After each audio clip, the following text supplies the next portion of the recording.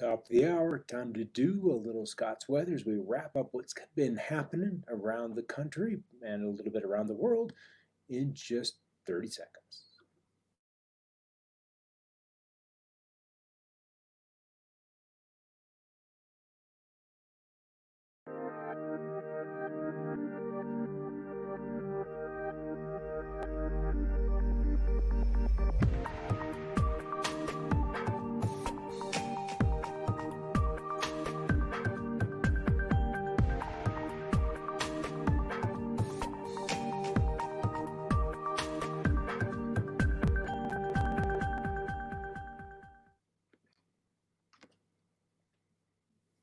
Good evening, everybody. Scott Stevens here as we kind of look at some of the weather around the country, and then a few of the other highlights that may have popped up on Twitter in the last day. And we trust we don't do stories any more than about a day old. That's why we had the show yesterday, and we'll have tomorrow's. Question kind of out of the gate: would it be more enjoyable, beneficial, easier to get to if the show were earlier in the day,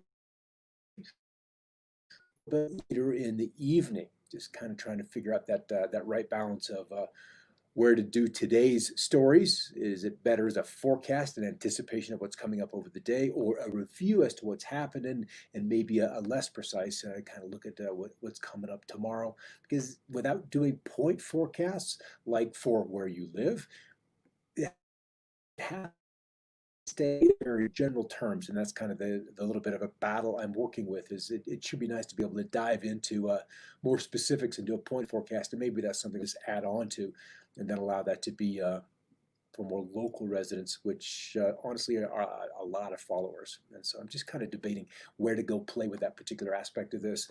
So let's kind of start off with, because you can't sort the stories that come on through. The Washington Post kind of getting ready for a 4th of July weekend, and their headline: abnormally hot weather awaits much of the lower 48 in early July. An interesting choice of a color palette, that we've got middle 90s that are emblazoned in a pale brown and then a darker brown in this. It's just a very odd choice. If we look at someone else's forecast, essentially for the same time period, we see a very different. This is where the above normal temperatures would be, and then a little bit less so in the Mountain West. So this is kind of, we're normalizing weather, but if we were to actually look and compare to normal, there may be half the nation above normal and half below. But we're kind of in this fear mode where we're seeing the headlines have to skew one way or another, because we've got an agenda out there, and we've got to keep those folks that believe in it on board.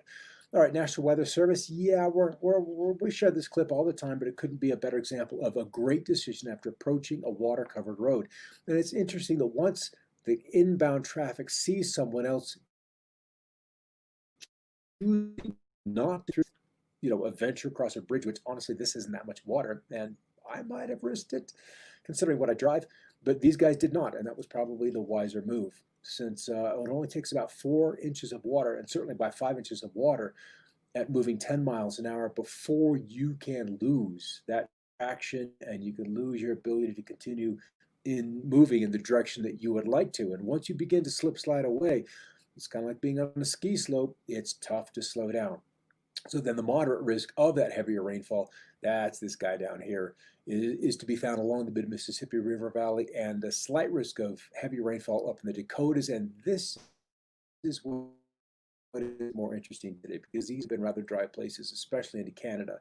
And this is one of the spots we've highlighted today. As the storms are rolling already through the mid-Mississippi Valley, and there isn't a lot of dry weather here. That's kind of western Kansas and into Colorado or Indiana, and then some points off to the north and east. Good to see you guys popping in there. Robert, Vicky, and the gang. We love the gang. As we move on down, we've got to look at the Galena Summit again. Idaho weather seeing some solid snowfall totals today. Crazy to believe that the 4th of July is just a few days away. This 6,700-foot summit, so it's not that extreme. Okay, that could be 8,700 feet. The snow gets in the way. But, well, that played on right on through. And, this is how you measure some of the snow on your deck. And we call cold hard cash. So yeah, that's a substantial snow when you'd expect to see these mountains in the midst of what would be wildflower season. But no, we're still trying to melt off snow this time of year. And that's just straight up kind of crazy. Um, Big severe weather across the upper plains and again Mississippi and western Ohio valleys. Fire is still a risk. We've still been dealing with smoke here in southern Colorado, and there is that risk of snow once again in and along the Continental Divide. But really, a lot of showers. If you look back, a lot of risk of rain showers across the country today.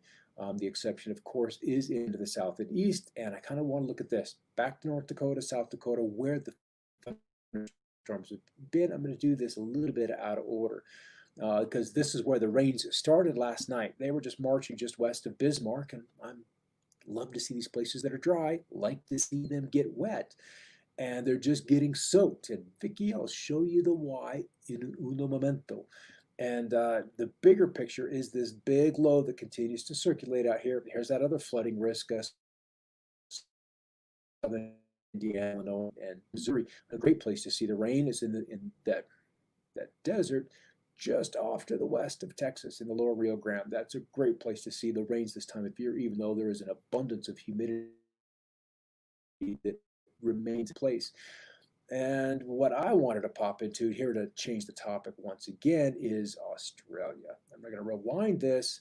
Nice little trough punching into the southwest part of the continent. But for me, and because of some association with Tracy recently, is the incredible difference of weather between Australia and New Zealand. And that probably is even more accentuated as we get into winter. As New Zealand dealing with just this deep, deep, deep cold low, my goodness, this trackpad is super sensitive today. But what I'm interested in is how these storms just kind of bounce off that southern coast of Australia and then they just along that Gold Coast, along that east coast of Australia, and then just deliver New Zealand a knockout punch for crazy weather. So it's a little been fun for me to see how the difference between those two nations and still sort of close together, but not close together, and how different they are. All right, U.S. current temperatures. It's cool in the west still as they're trying to melt off some of that snow that has fallen lately. Where is it hot? West Texas, southwestern Kansas, 102, 103, 104, 107 degrees, plenty warm. So we're into the lower 40s on the Celsius scale. California not as hot because we've got the low pressure coming in, and Pennsylvania dealing with the 80s, but we're getting kind of later in the evening. I could refresh and see if we go from 6 to 7 o'clock temperatures Eastern time, and that still leaves them in the mid 80s with the humidity in place. Then that really kind of limits how much cool down you can get with the dew points at or above 60 degrees in degree, and then drier, cooler western Pennsylvania. But it's the south winds all through the Central Plains up into one low in North Dakota, wrapping into another low, which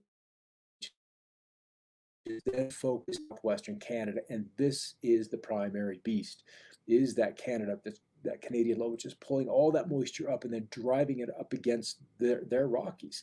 There's the deep low up in here, and I should have this animating so we can see that happen. So this low is kind of rotating up to the north. That speed's a little bit speedy, but and then the heavy, heavy storms which continue good rains. They've been dry. They've got the lakes. They're relatively flat. There's a lot of places to store 1, 2, 3, 4 inches of water. There's plenty of room to do that. But it's this little guy right through here. Yeah, that looks like you can see that over there as it continues to pull basically to the north and east, and that is going to really put a lot of water. Let's come back out of North Dakota, back into here. Let's go to the national image, and then animate over here, and then a lot of water headed up into Canada. And they're not on the verge of drought, but on the verge of drought. Is offering, but they haven't been terribly hot either. So they haven't needed the water, but the heat's going to come on next week. And so we'll be glad to have some water in place for those locations. Records today, record cold high temperatures forecast from San Diego on up north into Idaho and Wyoming. Heat to be found in those spots. We're in the low 100s from West Texas mostly, and then of course a few spots in Florida. But as we get to the 3rd of July, this coming Friday, heat in the northern plains. So these are those spots that have gotten some rain. So this is welcome for those crops. And then Saturday, the heat kind of confined to northern Minnesota. So on the whole, the nation, not, you know, under unusual weather for this particular time of year. And what I wanted to hit is this, Vic, is the storm that's causing that wicked weather for Canada. And as I roll on out over a couple of days, this low just kind of sits there. Day 3, day 4, day 5. It's there in one form or another. And then and what that allows for is an accumulation of rain and hail. Let's just skip that. Let's go right to the total precip and run that through. So each one of those clicks is a 3-hour period. And we're adding up all the rainfall that the model simulates will fall. Sometimes the models do well. Sometimes after about day 5, they've completely given up the ghost and you throw them away. But you don't know until you look 5 days in the history, and then you see it's gone. But nonetheless, there are anticipated some rainfall totals in Alberta, Calgary, and so forth. There are 4, 5, 6. I saw some 7-inch ones earlier today. So let's look at some of the comments. Hey, Robert, Vic, nice to see you. Wow, big flood. Sure could. It really could be. And then, yeah, the snow, Tracy, that looks kind of cold. And I'm over it. You know, enough. We've got to get crops going. We've got to enjoy the warmth. We've just got to. And it's just kind of the gesture going through its, I don't want to say typical configuration, Vic, because it's a little deep. It's a little south for this time of year. And when you've got that kind of energy from the jet stream 200, 300 miles farther south than it should be this time of year, then it's got access to moisture. It's got access to heat. And then you've got summertime humidities with maybe fall or late springtime temperatures. And the result is just going to be water. Tell me something good about Pennsylvania. Well, that would probably be you, Karen. Going to get some rain. Well, your weekend shouldn't be too bad. Let's go specifically to that. See if we can't come in here. Run the forecast. Let's just go to the home page and bring that out to 3 because I left this guy not all the way through. Come on, home, please. Por favor. And day 3 takes us close to Thursday. Oh, you guys are great. You're set. Not too hot, not too cool, and at least dry as we move into the 4th of July. Yeah, the weather's so different, so says Tracy, between the two, though you're so close. Yeah, I was kind of amazed at that. Truly kind of amazed at that, Tracy. The difference is so great because I thought I'd really like the slightly cooler part of New Zealand, but ooh, I guess it is your January. It is nearly July, so that's terribly chilly. Weather's such an interesting thing.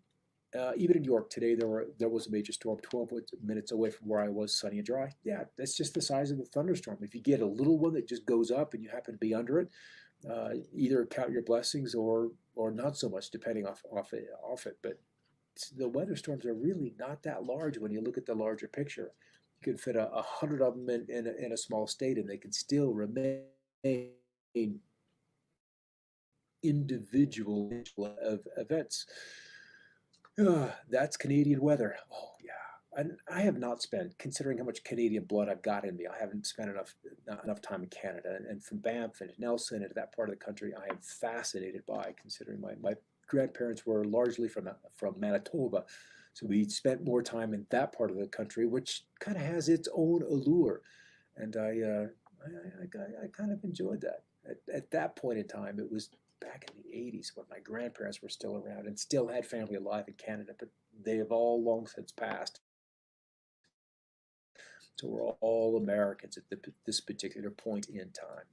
All right, guys, that'll be it for the moment. And tomorrow we have another perspective. We're going to talk about masks and probably some of the knock-on effects of people having not worn their crazy masks. We all know what to do. And now we're beginning to see some of the effects of that in the shutdowns and the economy. The economy. It's all about the economy. Wasn't what election was that? Some was one of those in the early 80s. Is the economy stupid? And that's indeed where we are again and how we're going to get ourselves out of this if it's even possible. All right. Thanks for stopping by for a look at Scott's weather. And we'll catch you tomorrow at 1 o'clock Mountain on Another Perspective with Vicky's Coffee Club show at Clock Mountain, and mine is just 2 hours after that. Everybody, thanks for stopping by. Have a great evening, and keep looking up.